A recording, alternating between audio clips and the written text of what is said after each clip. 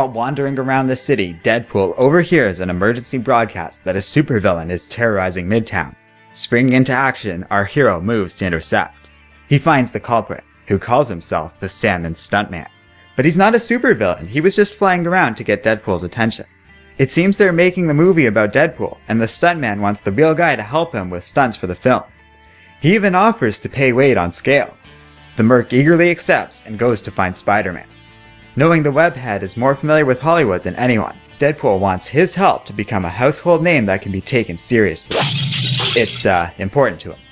Spidey is reluctant until Deadpool agrees to make him a producer.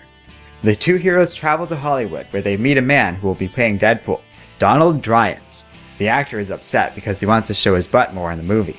The director tactfully plays off these notes and everyone goes back to filming.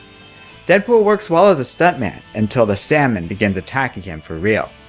Revealing he really is a villain, the two heroes spring into action and chase him through several studios until the stuntman is trapped by an animatronic T-Rex. Unmasking the villain, the two are shocked to find out he was none other than Donald Dryans, who was trying to make sure Deadpool wouldn't ruin the movie with his fourth-wall-breaking witticisms. As he is taken away, the studio head confronts the two heroes, complaining his movie is now without a lead actor. They suggest casting Ryan Reynolds instead, thinking he's a much better fit for Deadpool anyways. They also mention that the movie could be fun instead of dramatic and broody. The studio head understands what they're saying and thinks it's a great idea.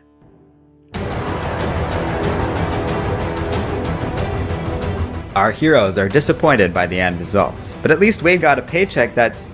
oh, scale pay is very low.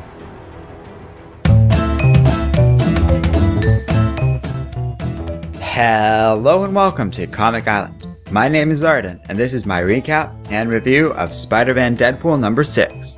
So when I heard Scott Aukerman was guest writing for the series, I knew I wanted to check this issue out. I'm a big fan of this guy, and his show and podcast, both named Comedy Bang Bang, are really funny and worth checking out. This is a really great writer and comedian who has done a few small writing jobs for Marvel before, but I figured his first full issue would be a lot of fun to cover. And the end result is mostly positive. There were some good parts, to be sure. I like how this guy refers to himself as an anachronistic stereotype. I like this little exchange between Daredevil and Cap.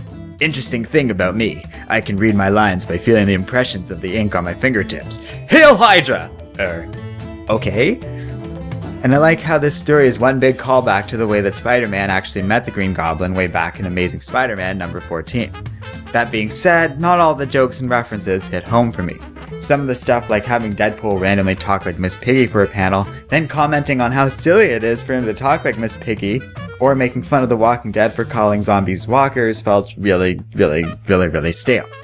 These are the sort of jokes that other writers have been making for a long time now, and some of it does come across as outdated.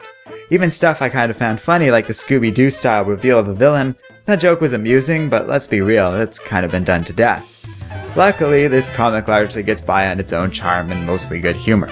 This is helped in no small way by guest artist Riley Brown, whose work nicely complements the laid-back nature of this issue. So by no means is this comic bad, yet still I was on some level disappointed by it. Maybe it's because I was expecting something hilarious from someone as talented as Scott Aukerman, and instead I kinda got something that was only sort of funny. It was funny, it was mostly enjoyable. I'm not angry that I read it or felt like I wasted my time, but I am a little disappointed, and at the end of the day it's hard to recommend this comic for that reason. Put simply, there are funnier Deadpool comics than this. I do hope Scott goes on to write more comics though. He's talented and funny, Comedy Bang Bang is just too good for this not to be true. I just think some of the jokes and references in this comic needed to be reworked a little bit, and they weren't. Let me know what you guys think in the comments section below, and don't forget to like, subscribe, and keep reading comics.